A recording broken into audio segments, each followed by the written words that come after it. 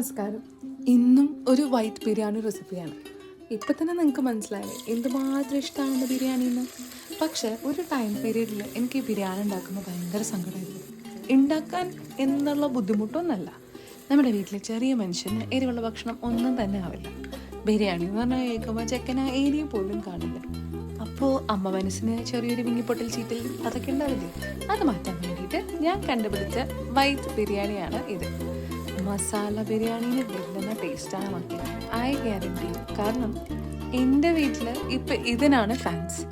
ആരും അതിനെക്കുറിച്ച് ഓർക്കുന്ന പോലുമില്ല, ശരിക്കും പറഞ്ഞാൽ മറന്നു. അപ്പം നിങ്ങളും ട്രൈ ചെയ്യും. അപ്പോൾ വീട്ടിലെ കുട്ടികൾ ഹാപ്പി, നാട്ടിലെ നാട്ടുകാർ ഹാപ്പി, ഉണ്ടാക്കുന്ന നമ്മൾ അമ്മമാരും ഹാപ്പി. അപ്പോൾ ലൈക്ക് ആൻഡ് സബ്സ്ക്രൈബ്. എന്നാൽ പിന്നെ പാക്കലാം.